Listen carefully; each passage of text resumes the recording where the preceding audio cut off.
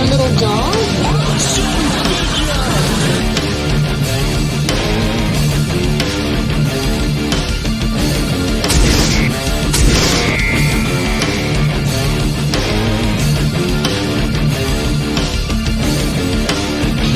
You can do it. Wonder Wheel. I don't want to go through life being a Wonder Wheel murderer.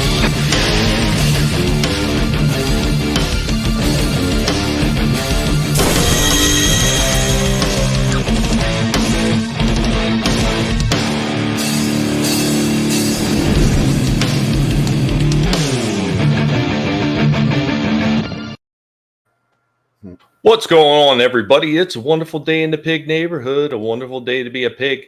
Screw you, YouTube, you sons of bitches. Stop trying to hide my damn channel. Hey, everybody, what's going on? We are not joined by the other pig. Our main pig host is here, but we are joined by one of our other pig hosts and a special appearance by Lurch Troll as well. So what's going on to my secondary host, Slasher McSplitter? What's going on, man? Well, it's good, man. Oh, man, good to see you. Good to see you. Yeah. You too, We're joined by Lurch. What's going on, Lurch? How you feeling? Yeah, pretty good. Apparently, I'm the only one lately. But yeah, pretty good.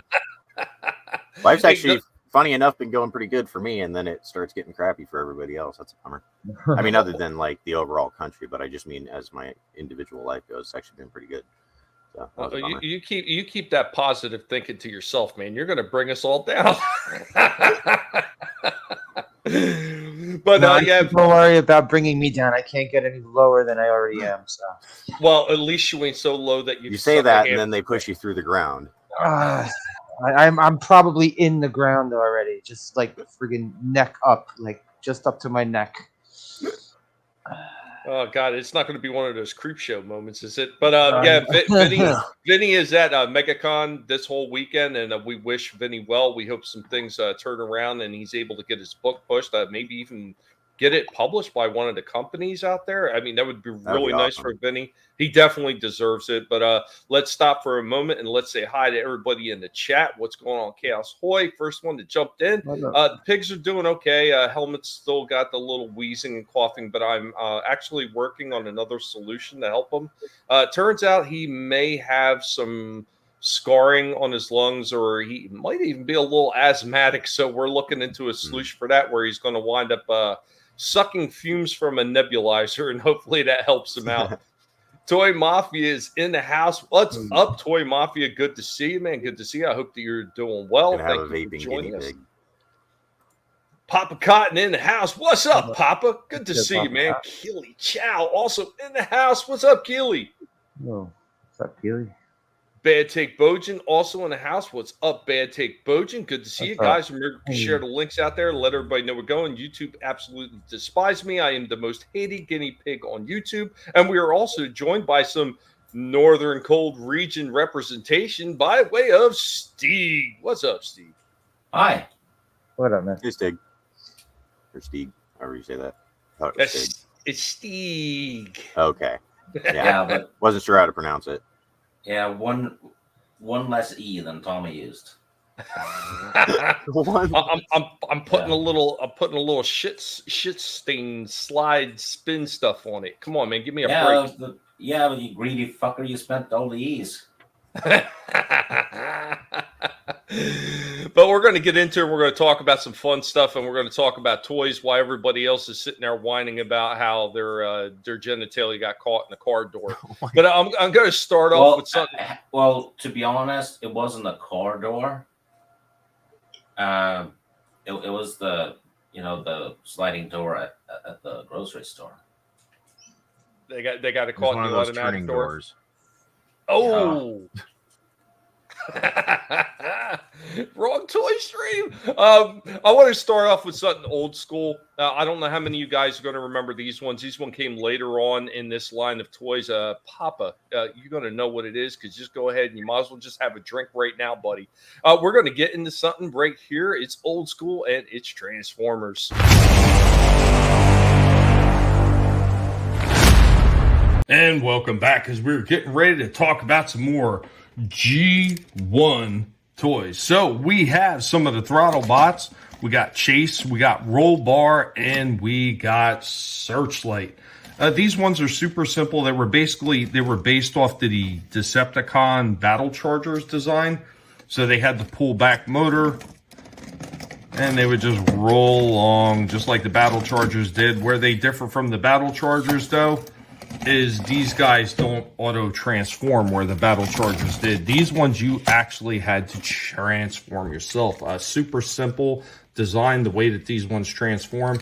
So you'd pull out the arms, you'd pull out this whole back section right here, push that in, and you would flip that back. Absolutely zero articulation, just like the Battle Chargers. Battle Chargers had no articulation either. You would just port their guns up on their shoulders, and that was basically the end of it. There were 6 of the throttle bots, including Goldbug, which was a more powerful version of Bumblebee, and it actually is listed in the stats in the bio on the back of the figure, because I used to have that one, that he was an upgraded and more powerful Bumblebee.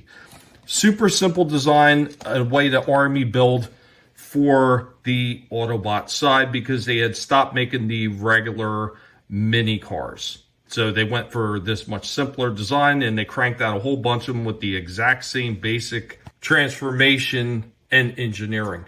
It was just super simple. They didn't have to spend a lot of time on it. They just had to change the outward mold of the appearance of the vehicles and the robots.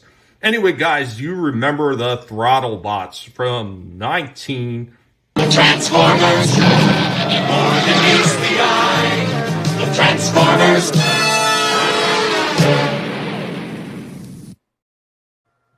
From 19 when, Tommy? It cut off before you could finish. It cut out because he couldn't remember, and then he forgot to edit. No, it actually cut out just because that's the way I had to clip the video. So it was 19. I'm pretty sure it was 1987 that those came out. So they're just cars with heads? Yeah. Pretty much. Yep. Actually, some of the early ones weren't nearly as elaborate. That's pretty weak. I actually had Goldbug. Some of them were pretty weak, but they're still interesting. You did, Steve? Yeah, I had Goldbug. I seem to remember Goldbug was more featured in the old comics rather than in the show. They did do him in the Sunbow cartoon. Yeah, but so he wasn't in it a lot. Well, in the comics, he had a lot of stories with where he teamed up with Blaster, I believe. Mm-hmm. Am I remembering this correctly?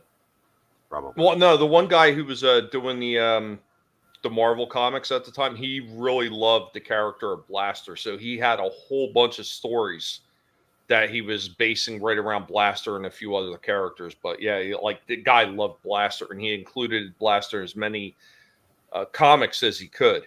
So the idea that if they centered Goldbug with somebody, it would probably was going to be Blaster. Yeah. Yeah, I think they got some kind of rust disease and all kinds of stuff in some of the comics. Yeah, they had the scraplings. Scraplings, yeah. I think they were called. Yeah, like tiny little bug transformers that ate the other ones, basically. Well, I mean, in one of the earlier episodes, they had something called Cosmic Rust, too. Yeah, I was going to say, there's the Cosmic Rust episode of the original cartoon. And they did play... was talking about the comics, so I wasn't sure. Yeah, well, they did play up on that, too, in the Activision, the High Moon games. Okay. So cool. It was the... wasn't the War for Cybertron, it was the Fall of Cybertron. So there's one of the scenes that you play as either Cliffjumper or Jazz, and they're actually talking about they're in the Sea of Rust. That's cool. Pop Cotton said the pullback cars were cool. I get so pissed when a friend would ratchet the motor back. Oh, yeah, when they ratchet it back too far and they break the damn motor. I would do that, but not on purpose. I was just a little idiot. I don't know if it was a McDonald's. It's fine. I broke things that were delicate when I was a kid too, so it's one of those things. I don't know if it was a McDonald's toy, but I still have it around here somewhere. It's a small car with Scrooge McDuck sticking out of the top of it, and it's a pullback. Just like those Transformers. I don't know if it's a McDonald's toy. probably is. What's going on, Bone? Drive Bone? safely, man. Drive safely. Hey, Bone. I would say more than likely it was McDonald's. It's not to say that Burger King didn't do their fair share of those type of toys, but usually, like anything like Disney related, always tend to wind up at McDonald's, yeah. McDonald's. Yeah. Yeah. Well, I also, if it was anything, it was McDonald's because I went to McDonald's to get those toys more than I got any Burger King toys. Oh shit! Oh, look at that one. I was just going to show this that I found. This he doesn't have any weapons with him, but he's in really good shape. Is that an OG? Yeah, it's a G1. It's a Beautiful. Yeah, Takara. 1980 to 1984. Yeah, I was really shocked to find this. I don't know if my camera's going to focus. I was able to get it to focus without streaming, but yeah, I sometimes could it's see it. different. Yeah, I see it. Yeah. Yeah. Anyway, pretty cool. I thought that was really awesome. So It's a 10 out of figured I'd 10. show that. Yeah, I mean, he's still got all of his stickers and everything, and then he's not got his head broken. Well, he's not got his head broken, which most of them do. His jaw still works. Takes a second to transform him, but might be able to do it. Yeah, I know. I had I don't know. I probably showed that bucket of parts I have off, and I have a bunch of those freaking sludges, and they're all broken at the neck. Yeah, exactly. That's where they all break. That's the thing. See if I can do this on camera. It's a little tricky when you're also because it's kind of old, so I do this really gently when I'm. Whoa. There it goes. It shouldn't break or anything. The fear of doing that, it's like, fuck, I can't really fix it. I mean, I might be able to do something, but well, depending on what you break, I might have. Parts. Yeah, that's what I meant. Is I try to be just, you know what I mean, like where you're not trying to grab it like you would if it was made out of steel and built yesterday. It's like, yeah, you try to be somewhat gentle with it. Oh shit! I seem to remember that the Dinobots were a lot heavier than the other Transformers. No, they were actually about the same. Because the Dinobots. The funny thing is, the original figures aren't as big as you would think, based on like the size they ended up being in the cartoon. Right.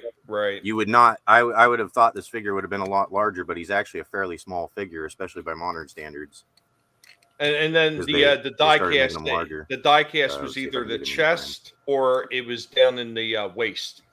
On all. He does stand up, but my computer table isn't level either, so I might have. Oh, you gotta pivot the top of the hips out. Yeah. So he's got like a double bend at the hips, so the legs flare out more. Yeah, I got him to stand up earlier. They weren't really designed to stand, but yeah, he's got the Diaclone door on him. Thought it was really cool. See if I can get him in front of the camera at all. I had this camera set up at a weird angle. I had the OG Snarl when I was a kid. That's cool. That's the only Dinobot I ever saw in the stores too. Huh. Maybe if I move his arms forward a little bit. Somehow I got him to stand even here. But yeah, this desk is actually slightly crooked, though you wouldn't be able to see it. It's just because the floor is like that. There's nothing I can do about it. So when they brought these ones over from Takara, because these were all part of the original Diaclone line. Do you know what the difference was between the Hasbro releases and the original Diaclone? Not really. No, I don't. The only major difference was instead of a red chest on him and then a red waist on Grimlock, they were blue. Huh. That was about the only difference. All the colorings and again the metallic paint, the stickers, they pretty much just carried right over. Huh. Yeah, I noticed that. I mean, they didn't even bother to remove the door until Gen 2 for the pilot. Well, yeah, because once again, they were just working off all the molds. Exactly. They didn't even change the mold slightly to where that wasn't a moving component. Plus, it kind of added because they used that as a storage spot, like what we see with Optimus and the Matrix and things. Like their chest opening up became part of the show. Well, I mean, if you were smart when you were a kid too, like I always talk about it, like people talk about they lost Prime's hands or something like that. You take the damn hands out and you put it inside the cab. Yeah, exactly. Yeah, you were saying that. Sadly, his little pilot compartment isn't really big enough to store anything, so these are always missing a lot of stuff in terms of accessories. It could store the missiles that came with his little missile launcher, but that was about it. Oh, that's cool. At least it could store something, because yeah, I noticed the at least particularly Sludge here, he has a tiny little pilot compartment compared to some of the others. Papa Cotton says, I have a die-cast pullback Speed Racer Mach 5 I bought at the convenience store at a Koa campground when I went to the 2006 Ozfest. Nice. God damn. I wish I had all the McDonald's Halloween McNugget Happy Meal toys. Right. That's the funny thing is nobody thought anything. They were kind of cool at the time, but you thought they were novel, and then the ones that you dress up, the ones that were like Mr. Potato Head, those ones. Oh yeah, those were cool. Yeah, like they have one. They have new ones. They made new ones. They're kind of like they made them like ghetto characters and shit. But they made new ones. I know it was like a year or two ago they did re-releases of the original Halloween buckets, but I picked one of them up, and compared to the original one, which I still have a couple of the originals, the newer one was so cheaply made. I mean, it looks like the old one except for the top. The top was like super cheap the way they made it. It's just every time I went to get one, I always end up getting the freaking jack-o'-lantern. They never had the ghost whenever I went to get them. I think the ghost probably was one of the better looking ones. Yeah. I wanted the ghost. I didn't really like, the jack-o'-lantern. Yeah, that's fine, but I wanted the ghost. Nobody wanted the witch. Oh yeah, I completely even forgot about the witch. That's the one I seen around the least, like at people's houses. No, that's pretty cool. This is a good way to start off the show. Lurch, thanks for bringing something quick and early right to the show. Yeah, I figured it was something to show. I wasn't able to get any weapons for him or anything, since probably you sending them to me would be my only source anyway. Unless I I got. I'm not paying the like $50 that people always want on eBay for that. So it's like that's ridiculous. Yeah, like I said, Sludge is one of the ones. If I have anything, I might have an extra missile launcher. The gun for Sludge is one of the things that tends to wind up getting lost a lot, apparently, for some reason. And I don't understand why. He had one of the larger guns. Him and Snarl had very similar guns. They're like ion blasters or bazookas, as they were called. One of them was called a bazooka, and the other one was called like an ion blaster. But they're very large guns, and people tend to lose that. Yet 9 times out of 10, I always see Swoop's freaking missile launchers with him, and he had the smallest weapons out of all the Dinobots. Yeah, that is kind of funny. Maybe it literally is just random. It's just whatever people lost, but things pop up more than others. Yeah, cheap quality. Remember when shit didn't suck? Yeah, right. I do, because I have a lot of it still. Yeah, so much of it I sold when I was younger, like a dope though. This old Transformer is actually surprisingly well made. I mean, the fact that it's still all in one piece is pretty cool, given its age. Oh, absolutely. Hey, what's going on, Solar Ward? Man, good to see you. I hope that you're doing well tonight. Hey. And what's up, Soul Assassin? What's up? Tommy's always got to talk about the size of his gun. Dude, get help. Well, if I don't talk about it, who's going to talk about it? Come on, man. Come on, Soul Assassin. Come on, man. But I want to keep the G1 thing going unless you had something, Slasher. No, go ahead. Okay. So this one I had to break up into many freaking parts. Okay. This is actually a conversation that we started on Collectable Past weeks ago. I forget how many weeks ago at this point, because they kind of get jumbled together when I'm taking like 5-6 hours to upload shit for the streams, and it's just murder on me. But I wanted to do a comparison between the older G1s and the newer releases of these figures, and what I think they absolutely nailed on this one. And I just wish that Hasbro would pay attention to this kind of shit and then keep doing it. But we're going to get started, and let me know what you think about this.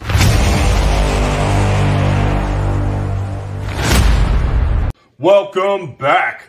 As we're hanging out, and we've got some of them old school G1 Insecticons from 1985. Now, on previous discussions, I've actually talked about this on one of the other Collectable Past, put this up as a video already, and you're probably wondering, well, why are we getting back into this again? As I previously stated in the other video and on the live stream, these guys were part of the Diaclone era before Hasbro and Takara ever partnered up But one of the things I wanted to discuss about these is the way that these guys look as in comparison to the newer Legacy and Legacy Evolution Insecticons. So we're going to take a look at them one at a time and see how they match up and everything that Hasbro actually did right on these newer releases. The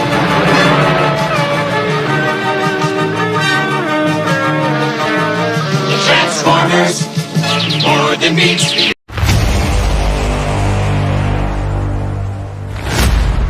So up first, here we go with Bombshell, his G1 and his Legacy Evolution release. This one actually is another one. I think almost all these Insecticons were very faithful to the originals, but we're going to get into that as we get through each character. Now, as you can see, the one thing that's a little bit different about this newer Bombshell and the old one, it does seem like the arms and the chest were fairly wide on the original one, and he seems just a little bit more trim in this newer release. But a lot of the things in here are very good. They even copied the gun. Now, granted, they didn't copy the gun perfectly. You can see the original one was a much larger, almost rifle style instead of a small hand blaster. But they even got his mortar launcher that's part of his rhinoceros beetle sitting there on top. The details on the back of the figure are even present, along with the slotted design that you've seen for the arms. These little pop-out pieces at the end are even present on this one down here in the bottom of his feet. There's so many things they did right. Now, granted, I don't have all the stickers on this Bombshell, but yeah, these stickers and everything were on the original. Another thing that they captured very well is the head crest piece with the mortar launcher. The original one's got this big giant piece right there. They do have a shortened one, but they do have that on the head as well. So if we tilt the mortar head crest up, you can see they actually have this little triangle piece that's on the original one captured right here as well. It's granted, it's not painted and they didn't color the top of his head black like the original one, but they did a fairly good job. The chest plate and everything is captured right there. The only thing that's kind of weird is I thought it was kind of strange. It did black up here and gray down here where the original one was all silver. On the newer one, he's got this little underside gun. This can be ported together with the other one to create a larger blaster.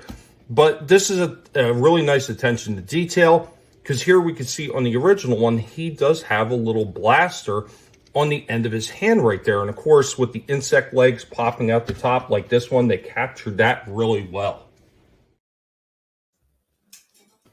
Yeah, I just like everything that they did in that one so far. So I think I'm trying to remember if I have one more video for him.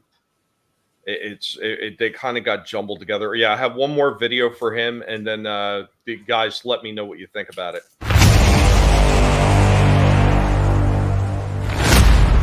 Another thing I like about this, the original one's super easy to transform. The arms kind of fold in, the headpiece comes up, the legs just tuck around like that, and boom, there you go with his rhinoceros beetle form. So on the newer one, very much the same thing. The head just kind of folds right up like the old one did. You open a few panels here. Gotta kind of untuck this thing. It's gonna give me a hard time, isn't it? There it goes. I forget exactly how that's supposed to sit offhand. But you would just tuck the legs up.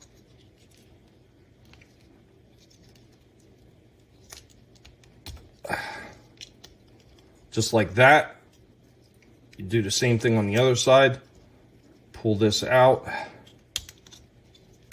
And you tuck those legs under. And this is the only thing that kind of differs from this one and the original one. Then you're actually going to twist the whole waist around. So you twist the waist around like that, and then these will tuck up like that.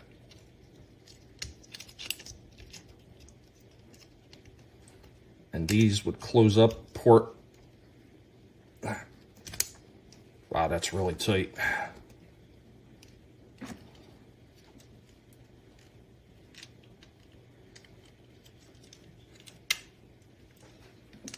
So you tuck them up like that, and this would just kind of snap together in the back.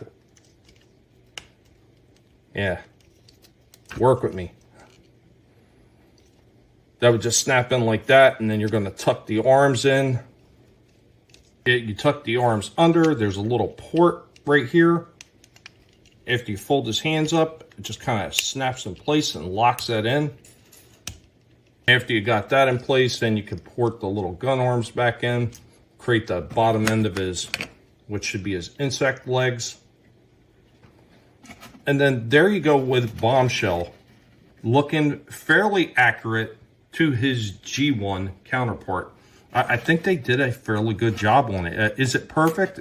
Not perfect. And like I said, once again, it feels like the chest section is just a little bit on the narrow side. I think that's the only thing I messed up, because you can see the original one, like the bug head and everything, is just as wide as the back end, and this one is not. I think that's the only miss that they had on this.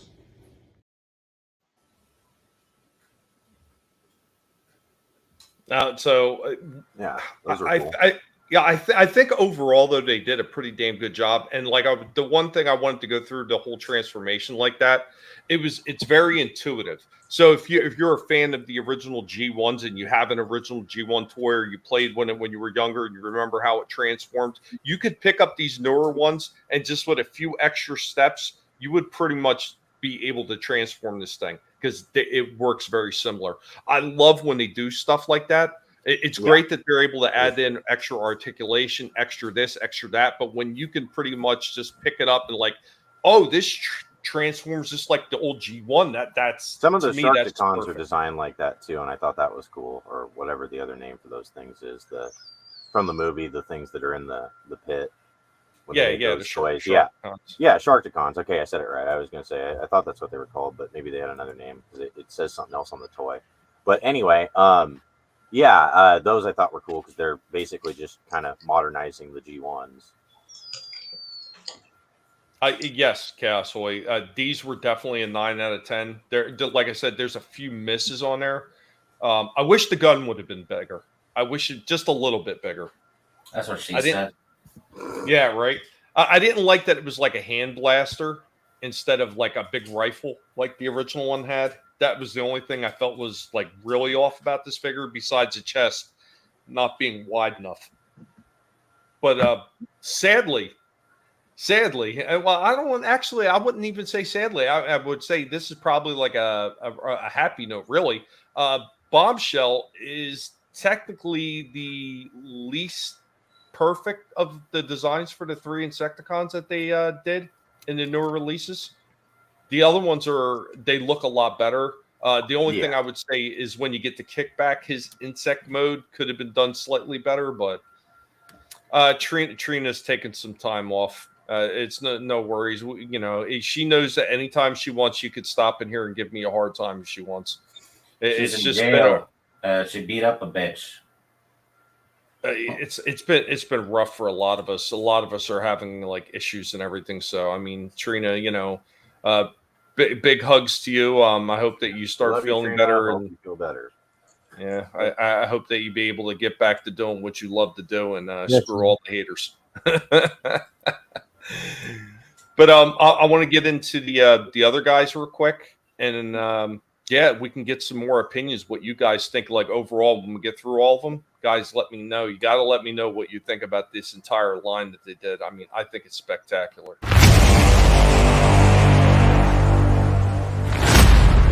Now we're going to take a look at Kickback, the G1, and the Legacy one.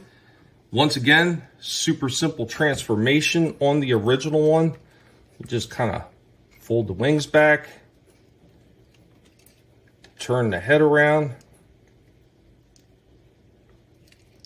open up the hands into the bug legs,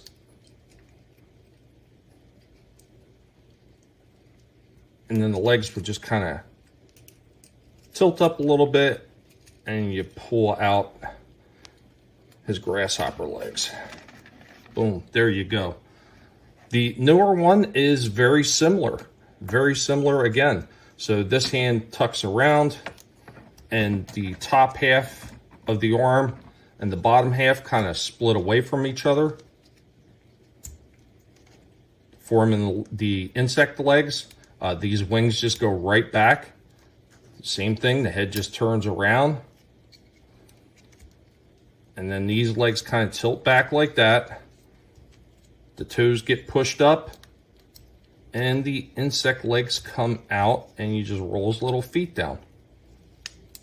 Very intuitive to somebody who remembers the old G1 Insecticons.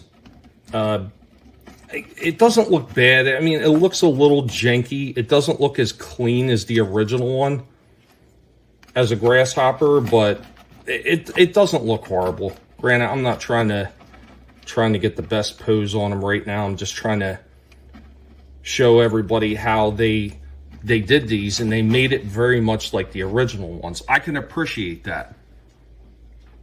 One thing I forgot to mention as far as kickback weapons, I think they did a damn good job.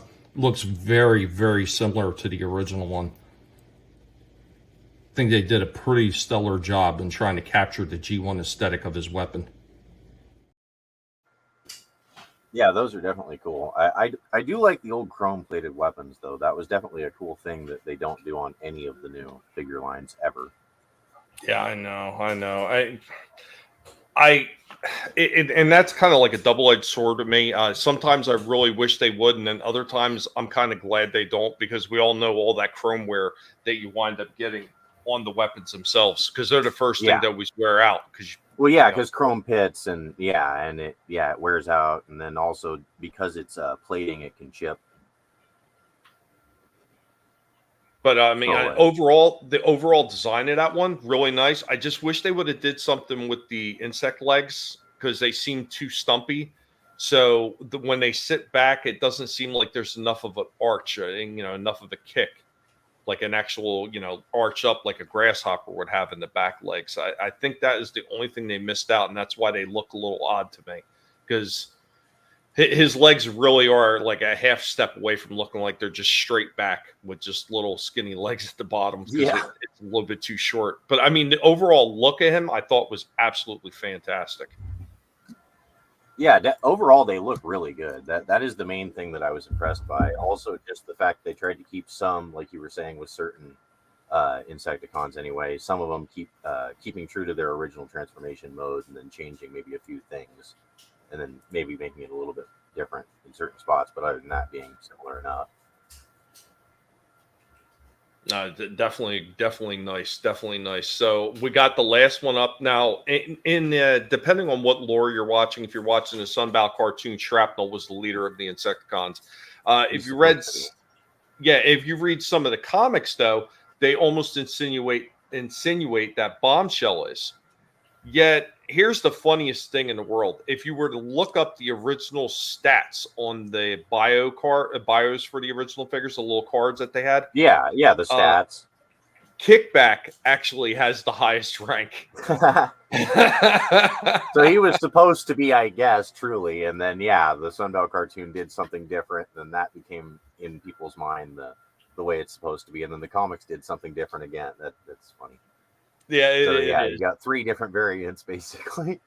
But they did that kind of shit a lot. Sunbow used to mess up a lot of shit. I mean, it's why they wound up having the Rainmakers, because somebody made a coloring error, and I love that, and that's in More Than Meets the Eye. Very first freaking one that they messed up the Seekers and made them. I didn't even know that till you showed those toys, and then I went back and watched it and realized, oh yeah, it literally is just the Seekers that they put them as the wrong color.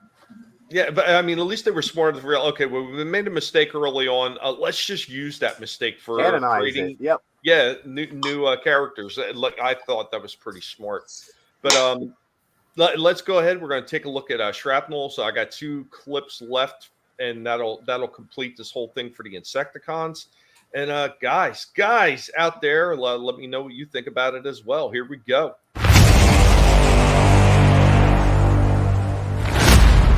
And last but not least, we have Shrapnel.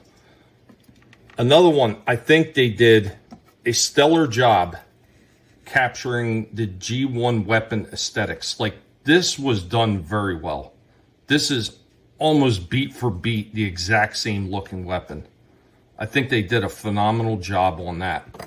As far as the figure, you can see a lot of the decaling, like the little blue bar that he has on the top. He has it available there. Now, even though they didn't paint the blue that he has to separate it, there is separation in the black right here, so it kind of simulates that.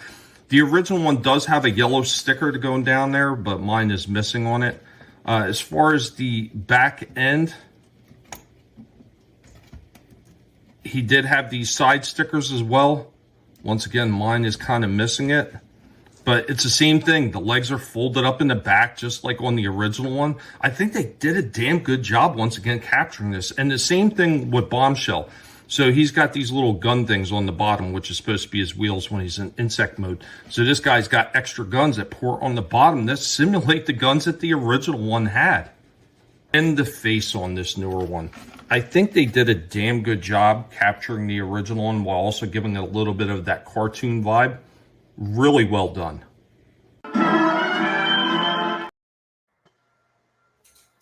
Yeah, I think they did a good job on all of them overall. The weapons, definitely, they did as good of a job as they could do without just making them the same exact chrome molds, basically. Well, I mean, they did have a little bit more of a silver coloring to Shrapnel's weapon than they did to Kickback. So Kickback was actually the first one released, and he was released in just the Legacy line. And Bombshell and Shrapnel came out in the newer line, which was Legacy Evolution. Yeah, I guess so. Yeah, because they did the Legacy, then the Legacy Evolution. So they kind of upped their game a little bit with this one, I think. It really does look nice, and I would say that he's probably the best one out of the three, and it's not by much, because I think they did, once again, a fantastic job on all of them. But well, we're going to get into his bug form, and that's going to close out the Insecticon one. And then any other thoughts that anybody has, let them fly once we're done with this last clip.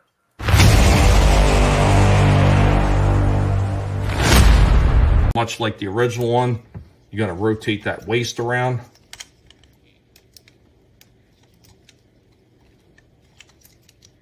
And you got a few things to unport here.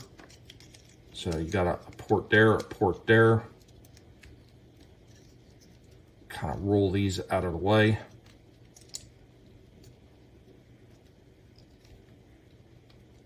There it goes. And these legs will just kind of fold up on themselves like that.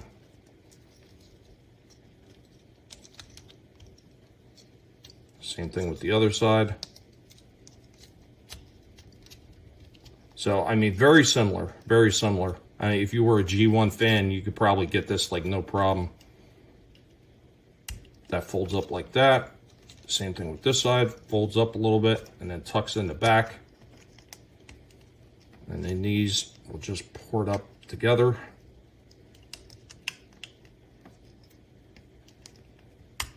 And then they will lock in place right there. Got the little legs, just like on the original one, that kind of fold out.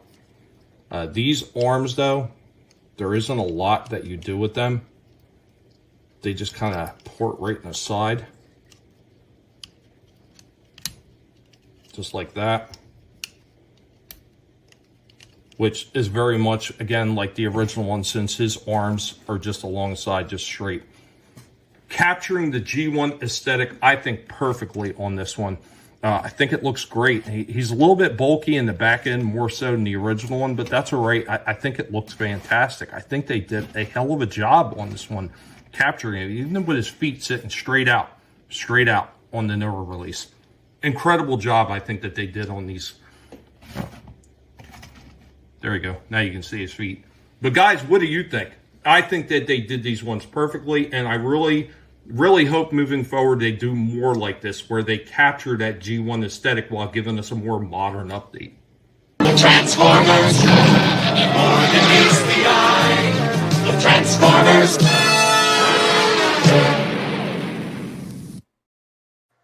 Yeah, like I said in the comments of the G1 video that you uploaded yesterday, it was pretty impressive when those started coming out and I started seeing pictures of them, because they looked so much like the G1 variant, but yet they were clearly a whole new figure, so it was really cool. I thought they looked fantastic. But when it comes to action figures and stuff like that, I'm an easy sell. So. Well, the one thing I didn't show off on this, and I did it in the video that I did just on the Insecticons and there were ones, is the articulation on these things is absolutely amazing too. Like these things, you could put them in damn near any pose you could think of. They could kneel down, they could lean way back, they can get in nice wide leg stances. Like they really did go all out, I felt, on these Insecticon ones. And that's good because that's the thing that the G1s are always missing is posability, because they were designed to transform, not stand up or pose or do anything like that. So that's really the thing that needed fixing, was that their joints were always made in a way to where they transform, not to where they were rigid enough to where they'd stand up. And that's the one I think they nailed on these ones. I mean, everything that you would expect to be there as a holdover from the G1s is present, while giving you all that modern articulation and posability and looks too, because these things just look so much better because they could do so much more now with the engineering that they had no clue, what to do with it at the time, because it was still a pretty new thing, like doing these transforming robots. I mean, that's why we didn't get a Unicron figure until the early 2000s, is because nobody probably thought they were going to try to figure out how to make that work. They tried. They did try to make one, and it looked like a ball with funny looking arms and legs hanging off it. Reaction in Super 7, they did a little 3 3/4 inch Unicron figure that was based on the prototype that they were going to release. Yeah. And if you find that, like, you could probably search it up and find a picture of it. I think I've actually, now that you're just, is it that one where it's like a figure, but it's like a fat man made? It looks like a fat man, it's like the fat blue man with the yellow arms. Yeah. That was their original prototype. And in one of my books, that I have for like research and stuff like that, for stuff that if I forget it, it's got a picture of the original prototype. And I remember looking all like, oh, thank God they didn't release that, because that looks like shit. I wondered what the origin of that toy was, because it's like he didn't look like that in the movie. So I was like, that isn't the original. Like, but people often will, like, if you see that photo, it'll be like the original Unicron. They're talking about the figure. Yeah. Like that was the original design for the figure. That makes sense now. But I mean, you got to remember too that when they did the '86 movie, a lot of the characters that are newer characters in it, like Cup, Hot Rod, Galvatron, Blur, Wheelie, they were all drawn up first for the movie, and then Hasbro made them, and Hasbro and Takara made those figures. Yeah. The movie was largely done backwards from how the majority of it had been. Because I was thinking only Ultra Magnus was actually old. The Ultra Magnus and there was one other one. The three. Well, they only showed one. They only showed Springer, the triple changers. They were already done before the movie. But Ultra Magnus was that holdover. Sense. Yeah, Ultra Magnus. Yeah, because a lot of them. Yeah, that. They did it backwards, the way a lot of people think it works, which is that they came out with the movie and then the toys, which they actually did with that. But with the series, it doesn't work that way. I hear you, Scrambles. I hate losing parts too. It just happens. The world is an imperfect place. Parts are falling out all over the place. Time Profit, man, what's going on? Some terrible 3D models in Transformers Energon. Caught the cartoon today. See, I never liked Energon. I did not like it. The only good thing that came out of Energon was the Unicron figure, because that came from the Energon toy line. Yeah, exactly. I was going to say, we did, because of those shows, get the Unicron figure I was referring to, the first one that they actually made that actually looked anything like Unicron. What, you know what else? I don't know if you remember that one. They did another Energon planet-sized figure. They did cool. Primus as Cybertron. Oh, that's cool. I didn't even know that. Those are probably worth a bunch. Oh, yeah, I'm sure. I don't even remember how much the Unicron is one, because I have that one. It's just such a hassle to transform that thing. Yeah. Yeah, like it stays. It pretty much just stays in the box. Like I just Yeah, I it sits got on a the shelf time or for it. whatever, or in storage wherever you have it. Yeah, pretty much. Yeah, I was gonna say, um, what is it? Third party, the Zeta Transformers. They're actually doing a Unicron figure. It's not out yet, but that's going to be a really high end third party. They can't call it Unicron though. It's called. I thought it was funny. They called it Cell, like it's Dragon Ball Z or something. I'm surprised they didn't just call it Planet Eater. Yeah, exactly. I would have. I would have just called it like Cosmic Planet Destroyer or something like something generic. Yeah. Oh, you know, it would have been the perfect name for a third party Unicron. And it would have been a bit of a friggin' homage too. Called it Orson. Yeah, like after Orson Welles, that would have been great. Now I know Hasbro did theirs through Pulse, and then they re-released it too. So like people who couldn't, sign up originally, The but it HasLab was, one. yeah, it was like That thing was insane. friggin' $2,000. It's like $2,000 for that thing. The funny thing is, it sold new for like $590 when HasLab first released that. Like, if you backed that project, you got it for like $500 something, and those people are now all reselling that stuff for like $2,000. Well, I know when they first re-released it, they were talking about, I think it was going to be like $1,200. Oh, but it quickly sold out, and then everybody was charging $2,000 for it on the secondary markets because that's the way. And it that's always what I works. think might happen with that Zeta figure. That's it. I mean, pre-order right now they do want $330, but if it goes anything the way of that HasLab figure, then you'll probably be able to get more than that in 10 years. It won't even take that long. Yeah. Here's the biggest thing that actually drives up a lot of the cost on the secondary market. So when people buy these things brand new and they resell them as quickly as they can, they're banking on the people that are going crazy trying to find that figure, and that's why they can usually get a little bit more. You got something to add there? Oh, I had something that I was going to show, but. Okay, guys, I seen it was still blank, so I didn't know if it was ready or not. I don't even know if it is. Not sure. It could be just my end too. I mean, if you got maybe it's not going to play. I don't know. I was going to show a little clip that just showed a few pictures of that Unicron figure, but there it goes. Just really quick. I'm gonna throw that up. But yeah, looked pretty cool. Yeah, the thing is absolutely amazing. Cool. I like that. Yeah, it looks awesome. It's actually more accurate to the '86 movie than the Energon stuff because they didn't have full licensing for the Armada and Energon universe. That's why Bumblebee had to be called Hotshot, but Optimus got to be called Optimus, and Megatron got to be called Megatron, and Unicron got to be called Unicron. But they had to make it like 30% different. But they even had some telling where you can easily figure out that Hotshot is supposed to be Bumblebee because he'll tell this story of how Wheeljack died, and it tried to tie itself loosely, but then it ended up just, I think, being made into its own universe. Because at the time that came out, I felt like it was trying to tie itself to the original cartoon somehow, kind of like Origins and all that other stuff that came out 22 years ago. Yeah, well, I mean, that's one of the things they do, these slight retellings, and then later on they try to find a way to make them all mashed together. And I think at that point you're just better off just trying to say, okay, this Energon and Armada, they take place in a different universe. Yeah, and that's what they've done. It's now the Armada Energon universe. But I remember when that cartoon came out, it was like trying to tie itself somehow loosely to the original, and it's just like, you're gonna end up being your own universe.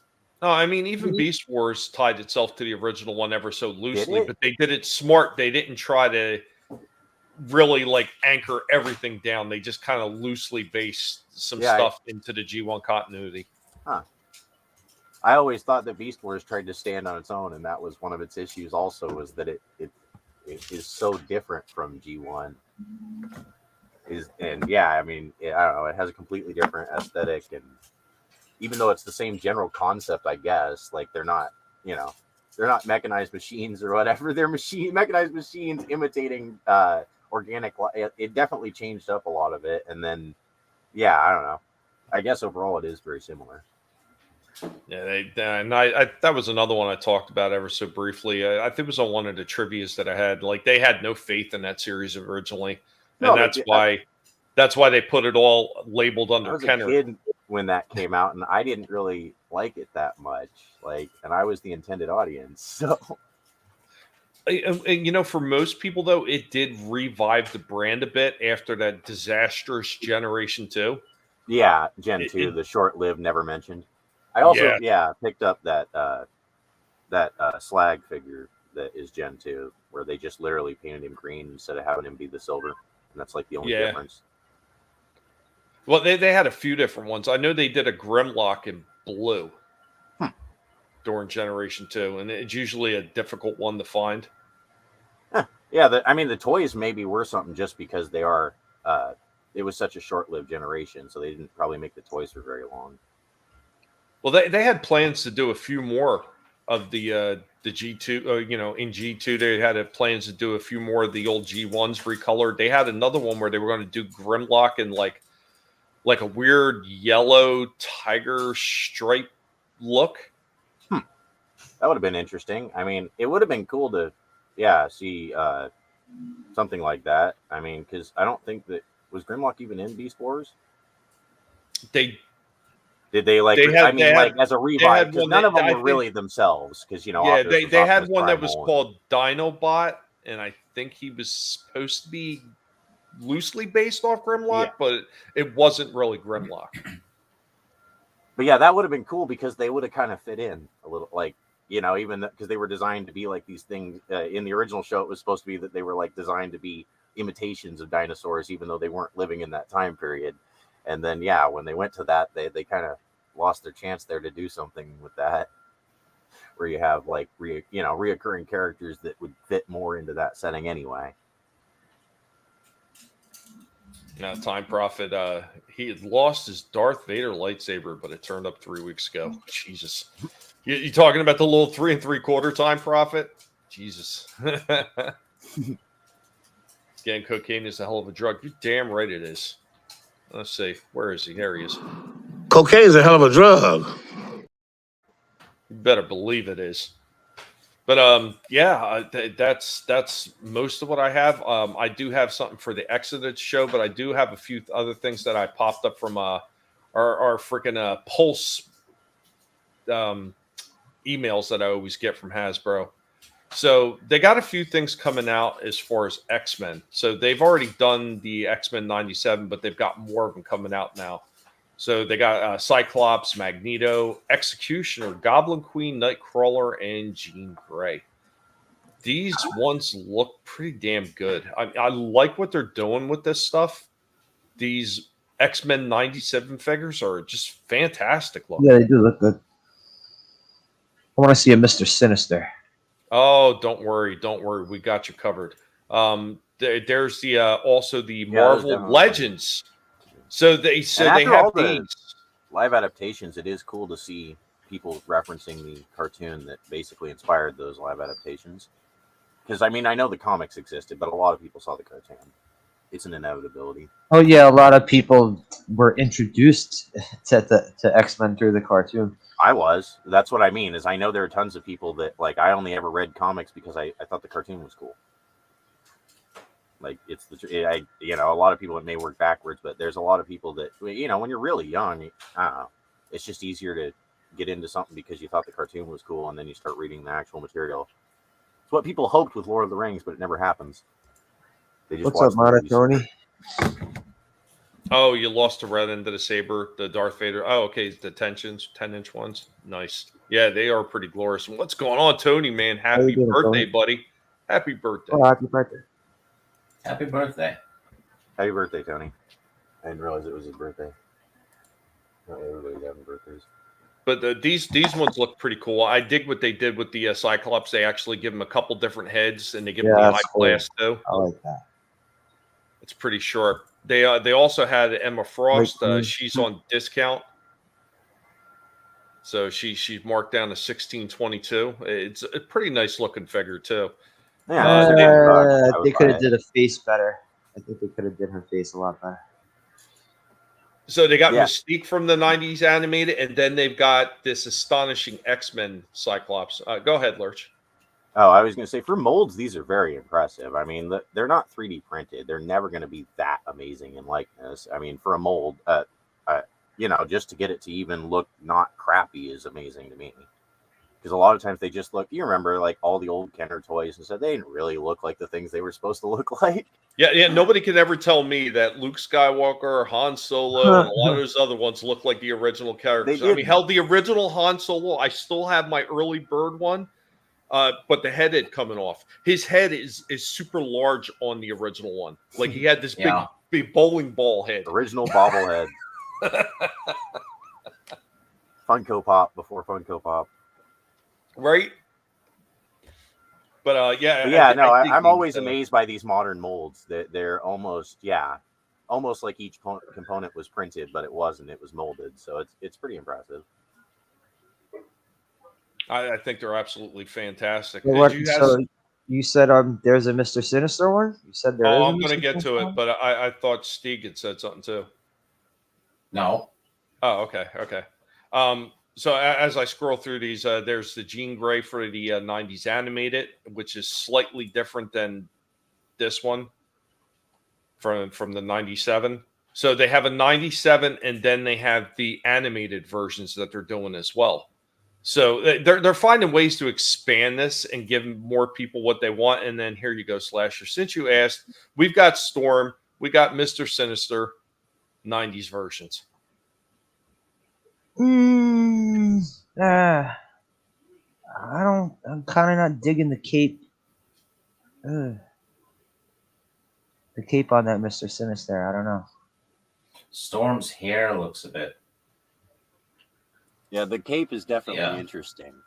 I mean, I would love to see somebody wearing a real life version of something like that, because you probably have to prop the back up with wires to get it to do that in real life. I wonder how they would have made Mr. Sinister look in the friggin' 2000s movies if they ever would have tried. They probably would have made him look stupid. Probably would have just been some dude in a trench coat. They probably would have had they probably would have 3D changed animated cape.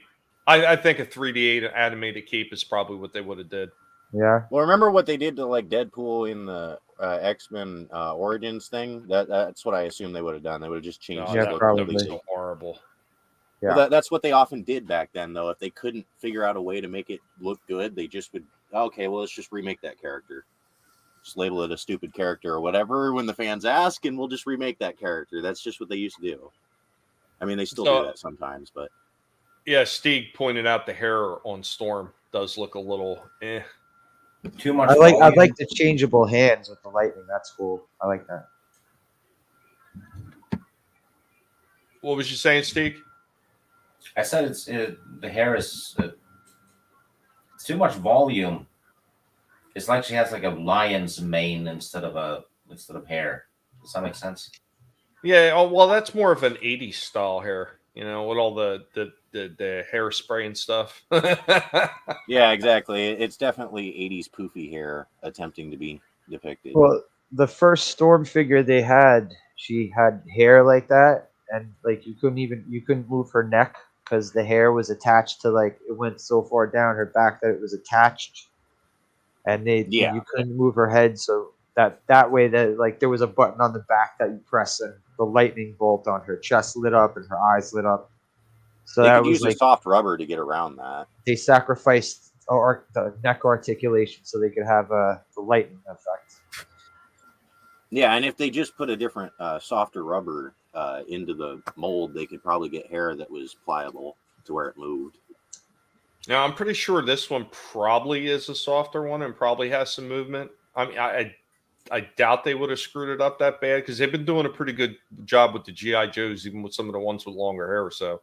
I will say one thing that they definitely started, I guess, borrowing from NECA is doing like the cell shading that you would see in the comics. Because there's a lot of cell shading on these characters. Yeah, I see it. I see it on Storm and him. And Mr. Sinister. I mean, I think it's interesting. I don't think they look bad. I still think they look pretty good. No, they look good. I'm kind of curious to see what they're going to do next. So one of the other ones I had yanked out for the GI Joe enthusiast. I do not know this character, so God, there's got to be somebody here on this panel or in the chat that can help me out. I do not recall this character. It's got to be a newer character because I don't know this. It's one. got to be a newer character. I was going to say that too. Not a clue. Never heard of her. Nope. You know, she kind of reminds me of, and I'm blanking on her name, the one from Aliens. The one that had the heavy machine gun. Vasquez. Vasquez. Vasquez. Yes, thank you. Yeah, if she had a bandana and was a little more diesel. You know, Vasquez is the same woman that was John Connor's foster mom. Really? Yeah. Yeah. She was in Lethal Weapon 2 as well. I don't she remember got her killed. They had a mine or something under her springboard and the. Oh, okay. Now, Time Prophet says he has all 5 seasons of the 90s X-Men series. Nice. Series 5 was shite as it changed companies. No, you're welcome, Tony, man. Anytime, man. I hope that you're having a good one. Hollywood. That happens with lots of franchises. It isn't just like what happened with like Disney and Star Wars. It's just that was bad because that was like a cultural icon and not something you can just do that to. But yes, that's always been a thing. When things change to different companies, sometimes the product changes and for the worst. Unfortunately. So I got a couple more to show off here. I personally can't stand this coloration design for Snake Eyes. I think it looks like shite. It's definitely interesting. Yeah. I mean, the weapons look Desert decent. Commando Snake Eyes. Those weapons with a different figure would be cool. Well, these are basically just a reuse of an earlier Snake Eyes figure they had out, and they just recolored it. I just mean if you had a better Snake Eyes figure, you might keep those weapons. But yeah. And then this one, I don't know if you'd seen that. Oh, that's awesome. Yeah, that one looks cool. I've actually seen the Crimson Viper. That's pretty nice. We are just about done here. Does anybody else have anything they want to talk about before we get ready to wrap out and I close up with my exiting video? Yes. Go ahead. Actually, Hasbro are selling D&D. That's not confirmed yet. No, I looked it up. It's still a rumor. Build your own Dungeons and Dragons inspired game and market that instead. Yeah, I know, Steve. I want it to happen too. I want it to happen bad, but unfortunately, I don't know if you look. The rumored company is supposed to be Tencent, and that's that Chinese company, and I don't think that's going to bode very well. Yeah, I don't know why they would sell it to Tencent, but I mean, money, I guess. The Chinese tends to be conservative, though, so maybe they'll get rid of a lot of the woke shit. But I don't know. But does this mean that Hasbro isn't doing as well as they should? They just had a huge amount of layoffs. Yep. They're doing piss poor. I mean, they're actually close to bankruptcy, and I was talking about it a while ago. Is when they started injecting more of that freaking stupid diversity, gender swapping garbage that they were putting in that. What's that? The AllSpark, the new show AllSpark. They were putting it all in there. They had some of the freaking woke ideology crap in the Rise of the Beasts. They're just not stopping with the shit, and they blew back on them in a big freaking way. And between that and the garbage that they've been pushing with the TSR and Dungeons and Dragons, people have they've had enough and they've gotten fed up and they started walking away. And then Hasbro continues to shoot themselves in the foot with these super high price tag figures that they're trying to get the stores to carriers. And the stores are saying, no, we're not carrying any more of those high price tag figures because nobody's buying them. You know what's weird though? The people who make these decisions that tends to tank companies, they're never the ones that get fired. Yeah, I know. that's the thing, is the CEOs and then the boards, or just the employee that managed to come up in the company through virtue signaling and saying how they should do this and that. They never get fired. Nope. I hear you, Time Prophet. It was a strange color. And what's going on, Dega Outlaw? Good to see you, Doc. I hope that you're doing well. But yeah, Hasbro is not doing well. Hasbro has been sick for years. It's just it's nice to rejoice in some of the decent things we're getting from this company while it lets out its death cries. I mean, maybe goes into death throes. Maybe getting rid of this shit and getting back to their franchises would be a great thing. I wish that it was confirmed. You know, yeah, I wish it was confirmed that they were selling it. But like, yeah, I looked it up, and I looked actually on the site that actually deals with statements that are from Hasbro, and there's been no official statement about them actually selling it yet. There's all kinds of things where there's all kinds of Reddit leaks and rumors about they're going to sell it, but there's nothing confirmed as of yet. So it could be true, it could not. It would basically be like, something you'd hear from Doom Talk or whatever. It's like, could be complete bullshit, or it could be true. No, and you know what, Steve, I'm kind of glad you brought that up in a way, because there's a bunch of things that are going to be TSR Dungeons and Dragons related that I will be talking about next week, but it's not going to be none of the new stuff. So there is that. You know what, Stegan, I know you're much in the same vein I am. You're hoping that a company that's going to give a little bit of love back to that franchise is going to pick it up. Unfortunately, as long as Hasbro is freaking steering the wheel with Wizards of the Coast, because Wizard of the Coast went bad before Hasbro bought them out. Oh, yeah. I was going to say, Wizard of the Coast it was already an issue before any of this. Like that, they'd already been kind of destroying D&D for years. Yeah, the D&D destruction basically happened with the 4th edition, where they decided to alter all the lore and fuck up the settings because they wanted to make it closer to World of Warcraft. Because that's what the 4th edition was. It was basically, World of Warcraft D&D edition. Yeah, and didn't go well, and then not too long after that, they tried to do damage control with 5th edition, but that was so dumbed down. It's like you look at the rules and just go, oh yeah, so you assume that the audience are retarded, right? Yeah, 1st through 3rd edition was really Dungeons and Dragons. Even if there may have been things that people didn't like or whatever, or aspects of the game that they wish would change or whatever, or aspects of the lore or whatever. But it's like, it was something. It was just basically people that wanted to make adventures to go on in their game, so they built cool worlds and stuff. But I don't know. That's why they had so many maps, was because you didn't have to like every single one. You could pick, you know what I mean? There were a bunch of different books and all kinds of stuff. Yeah, you had Forgotten Realms, Dragonlance, Dark Sun, Ravenloft. There was a lot of stuff that you could play. Yeah. But sadly they started listening to basically the early woke pandemic, because a lot of them probably didn't even play D&D. That's the sad part. Oh, they had started a little bit, and then demanded the rules be changed, and they were like, my halfling isn't as strong as the other races. This is racist. Yeah. Like the halflings are weaker. Yeah. Because they're smaller. You play it at a disadvantage. Yeah, exactly.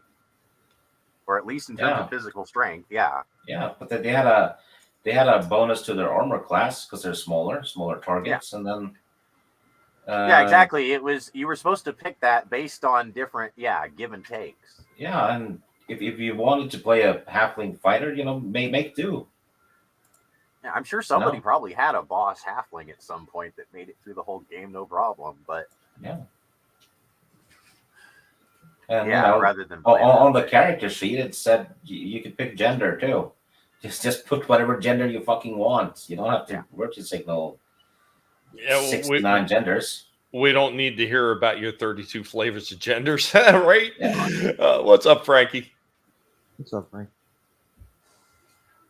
I hear you. I hear you, Chaos. Butt bro, shit bro, has butt. Time Prophet just finished the 3D model and did a scan and found out it had 1,900 double faces. Then I find out all my bolts on the model needs to be edited, and there are hundreds. Yikes! That sucks. Yeah, I read ahead. I seen these said double faces, not edges. But yeah, we are getting ready. We're gonna roll out of here. I wanted to keep it semi-short just because I'm still kind of in the recovering phase. Jesus, I need a new freaking gaming chair. I need to find something because this one is absolutely killing my spine. But yeah, like I said, Stig, I'm glad you brought that up because next week I will be talking about something that looks pretty cool to me and is based on some older stuff. So here we go with our outro video.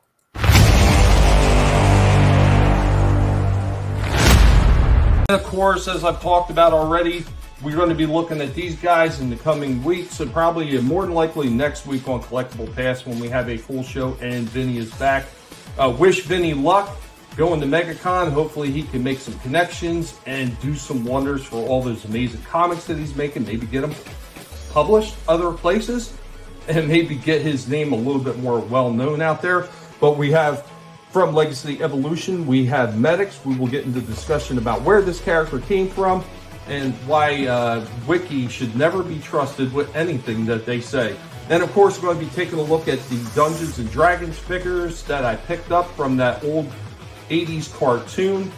All these I got at discount at Ollie's. And yeah, we're going to have some fun checking all these out, guys. So look forward to seeing you next week and getting into some more fun toy discussions.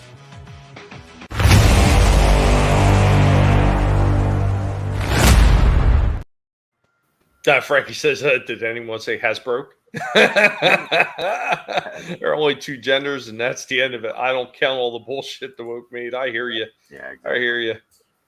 Glad to see People you're back. literally live in a delusion. The future generations will laugh at these current people. You know what? I'm sure that there's people right now that are laughing at how stupid this shit is. And Jesus, I was at first for years, but then it's like, okay, I mean, is it going to end or? Yeah, it gets to a point where it's not even funny to laugh at anymore because it's just become a delusional, a stage of delusion for everybody. And Time Prophet, nice one.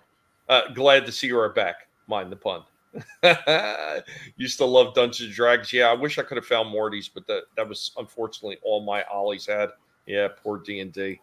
Yeah, they were $9.99 with an extra 33% off. So yeah, I got them at a pretty good deal. It's just a shame they just had the three. I couldn't find Eric, the Paladin, Presto, the Magician, and oh God, what's her name? The rogue chick. I forget her name. And then they had a Avenger and the Dungeon Master in a much larger box. If they ever do come to freaking Ollie's, I'll probably grab them after I find out for sure that these ones are decent. Finally made it home. Awesome, Bone. I'm glad that you arrived safely, man. Always got to be careful out there. There's a bunch of loons on the road.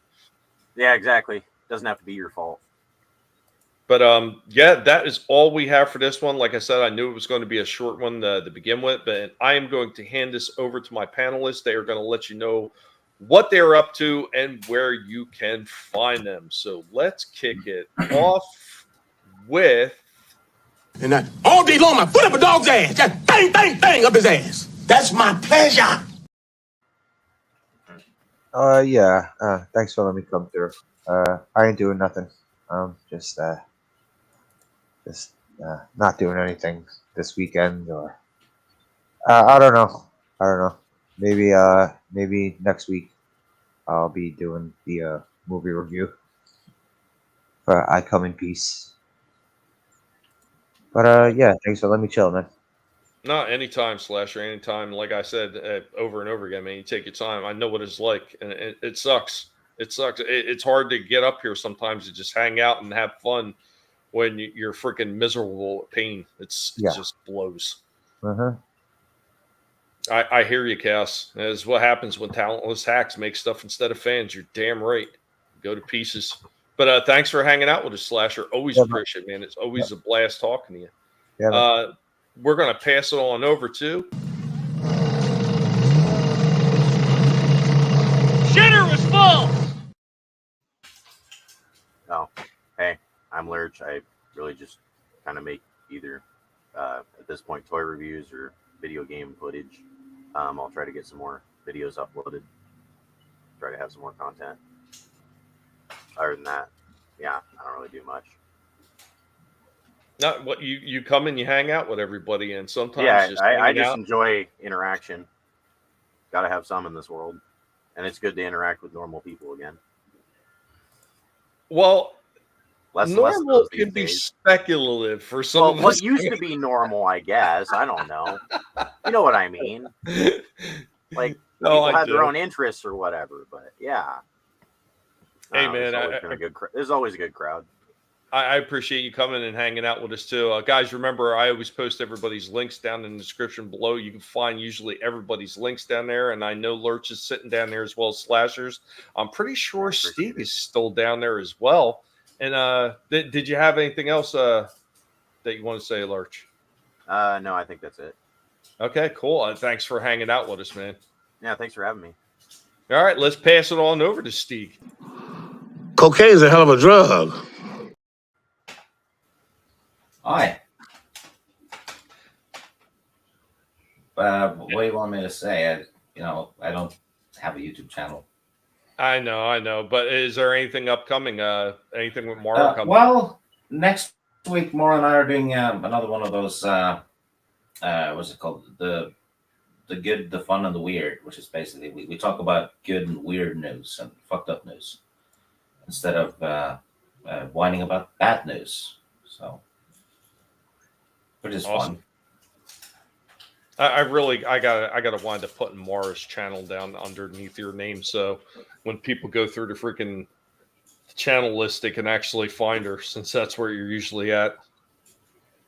Yeah, I'm usually on her channel or Teresa's channel. We had I was on a stream earlier with Teresa where we talked about our she had done like a Western movie challenge in January.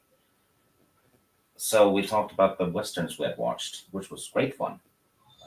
I know Papa had mentioned that at the beginning of the stream.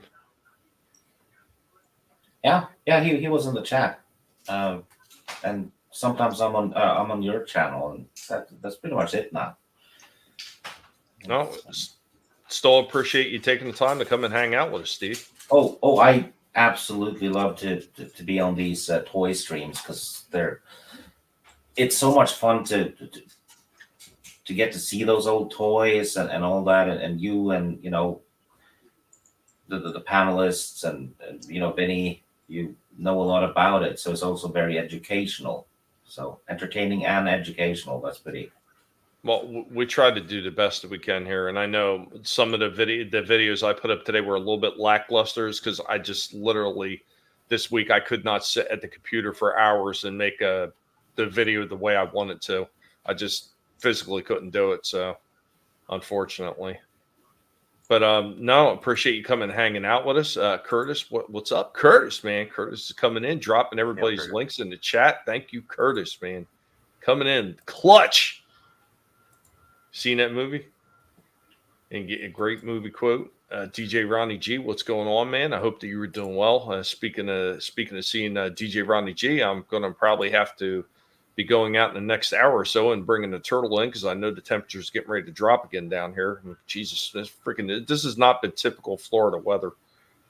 Awesome movie, Don't yeah. you love that yeah. when a movie comes out under multiple titles in different countries? There was a few of them like that. Yeah, there is. Usually it's something to do with culture or what or they can't agree on a title, and so they just use two different titles in different places. Sometimes they change the movie out, then the movie name outright. They'll just shit. It was the movie about a Mexican gang in prison, and then the guy gets out, and the whole time he's like a half white, half Mexican dude. So like he's getting ragged on for being a half breed by all the Mexicans that he's growing up with. It was all right. The original was called Blood In, Blood Out. And then I think I've seen that. I can't remember what they changed the name. It was like called something Bound by Honor or some shit like that. Yeah, but for some reason they had to change the name. They had to change the name Blood In, Blood Out for some reason. Lionheart as well with Van Damme. That one had 3 titles. Yeah. Lionheart and AWOL and Wrong Bet. Yeah, I Those were probably remember all seeing. working titles, and then they just used all 3 working titles, and yeah, it was all. Yeah, I was going to say I remember seeing the AWOL one somewhere. I forget where it was, but I'd seen it somewhere like a VHS store or something. Like 'cause every once in a while you go to those VHS stores and they wind up getting some foreign VHS tapes in, which I don't see what the point of buying that is. Is usually those things were coded and you couldn't freaking play them unless you had the proper coded VHS player. So yeah, the coding, the copyright protection coding. yeah. Oh, the good old But nowadays on the file form, you can just get right around any of that stuff. I mean, even some of the old games where you download them and they still have their copyright protection, there's usually a way to bypass it. Because some of it was built in, like with video games, it's built in. Like that'll let you play the whole first mission or whatever, and suddenly hit you with a prompt bar. Some video games and stuff are like that, where it had that was type in protection. or type in word number 16 on page 24 in the yeah, exactly. It was a way to make sure you actually bought the game. It was a really clever thing. Yeah. But everybody in the chat, I want to thank all of you for hanging out with us. I want to thank all my panelists for coming on here and having fun. I want to apologize for not having the shine that I normally have on the videos when I'm presenting the toys right there. But like I said, it's just been a very rough week for me. And I usually have to have a lot of the stuff planned in advance, or I wind up getting what I had tonight, stuff that was a little bit, I think, unfinished as far as I was concerned, but it was stuff that I still had fun showing, and I'm glad you guys were able to hang out with us, and I hope that you all had a good time. And remember, never let anybody tell you what you can or can't say, what you should or should not think, because your silence and your compliance gives consent, and we will catch you next time. Later, y'all. You better run, Mojito. What? I thought you said don't move. That was before. Now, you run.